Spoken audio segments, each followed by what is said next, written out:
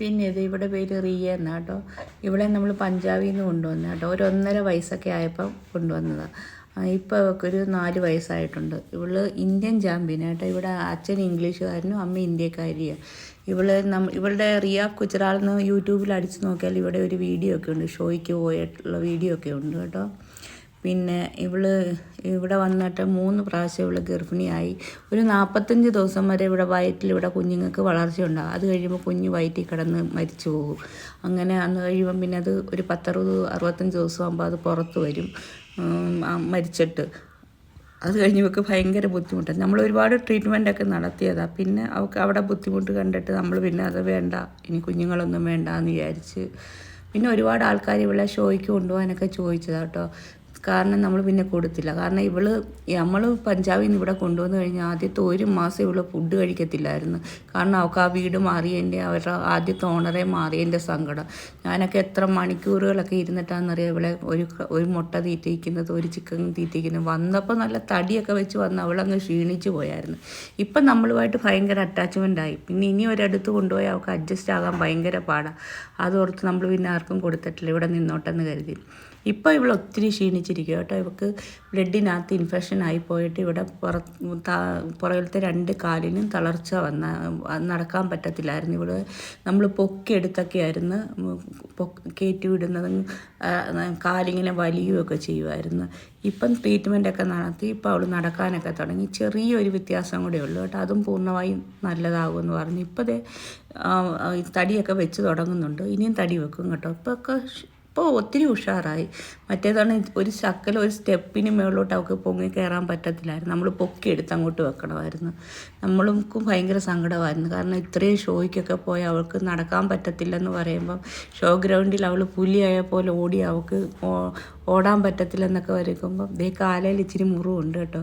അതിന് നമ്മൾ മരുന്നൊക്കെ തേച്ച് കൊടുക്കുക. നമ്മളെപ്പോഴും അവളെ എല്ലാവരെയും നമ്മൾ നോക്കും. എവിടെയെങ്കിലും മുറിവുണ്ടോ, ഈച്ച വന്ന് മുട്ടയിടുവോ, എല്ലാ ദിവസവും ഇവരുടെ ഹെയറെല്ലാം ക്ലീനാക്കി കൊടുക്കും. കണ്ണിൻ്റെ അവിടെയൊക്കെ കഴുകി കൊടുക്കുകയൊക്കെ ചെയ്യും. പിന്നെ മാസത്തിൽ 2 പ്രാവശ്യമേ ഉള്ളൂ കുളി കേട്ടോ. അല്ലാതെ എല്ലാം നമ്മൾ കാലുമൊക്കെ എപ്പോഴും വൃത്തിയാക്കി വിടും.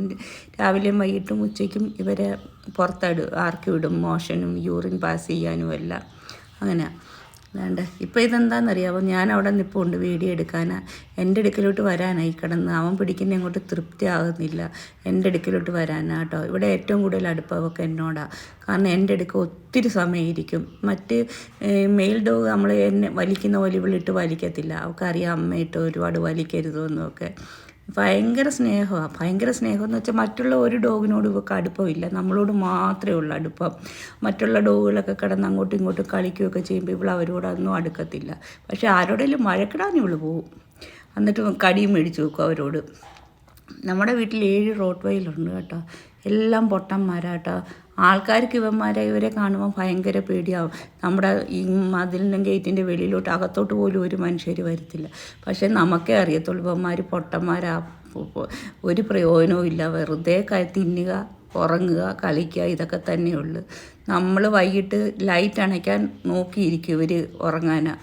നമ്മൾ രാവിലെ എണ്ണിച്ച് വരുമ്പം അവർ ഒരു നിവൃത്തി എണ്ണിച്ച് വരും. പിന്നെ ഭക്ഷണം വിളമ്പുമ്പോൾ ഒരു ബഹളമുണ്ട്. ഇവിടെ ഇത്രയും ഉണ്ടെന്ന് അറിയുന്ന അന്നേരം മാത്രമാണ്. ഭക്ഷണം എടുക്കുന്ന സമയത്ത്, പിന്നെ ഉച്ചയ്ക്കൊന്ന് കൂട് കഴുകുന്ന സമയത്ത്, പിന്നെ വൈകിട്ടൊന്ന് ഇറക്കി വിടുന്ന സമയത്ത് ഇവന്മാർ. അല്ലാതെ ആരെങ്കിലും വീട്ടിൽ വന്നാലോ ഒന്നും അവരറിയത്തില്ല. നമ്മൾ ക്യാമറ വെച്ചേക്കുക, പിന്നെ ഇവരെ ഏൽപ്പിച്ചേക്കുക നോക്കാനാണ്. അല്ലാതെ ഇവന്മാർ നമ്മളെ സംരക്ഷണമൊന്നുമില്ല. നമ്മുടെ നാടൻ ഡോഗ് ഉണ്ടല്ലോ, വന്ന സമയത്ത് ഭയങ്കര സെക്യൂരിറ്റി ആയിരുന്നു. ഇവരെ കണ്ടിട്ടിപ്പം അവനും കിടന്നുറക്കവോ. അവൻ ഓർക്കുന്നത് ഞാനെന്തിനാണ് നോക്കുന്നതെന്ന്.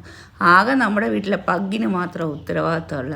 അവൻ മാത്രം ഒന്ന് ആരെങ്കിലും വന്നാൽ കള്ളന്മാർ വന്നേ എന്നും പറഞ്ഞ് ഒന്ന് വിളിച്ചോണത്തുന്ന ഇവന്മാരെയൊക്കെ. അന്നേരം ഇവന്മാർ എണ്ണിച്ച് നിന്ന് ഒന്ന് കുരച്ചേച്ച് പിന്നെയും പോയി കിടന്നുറങ്ങും. ആരുടെ കൂടെ വേണേലും ഇവന്മാർ പൊയ്ക്കോളും. അത്രയ്ക്ക് പാവങ്ങളാണ്. ചിലവരൊക്കെ പറയുന്നു റോട്ട് വൈലർ ഓണറിനെ കടിച്ച് കൊന്ന് ഇങ്ങനാന്നൊന്നും. ഇവന്മാരങ്ങനെ ഒന്നുമില്ല. എത്ര പാവങ്ങളെന്ന് പറഞ്ഞാൽ നിങ്ങൾക്ക് പറഞ്ഞാൽ മനസ്സിലാകാത്ത അത്ര പാവങ്ങളാണ്. ആരുടെ കൂടെ വേണേലും പോയിക്കോളും. പക്ഷേ ഇവന്മാരെ കണ്ടാൽ ആരും ഒന്ന് പേടിച്ചു പോകും കേട്ടോ. പക്ഷേ ഇത് ഫീമെയിൽ ആയതുകൊണ്ടാണ്.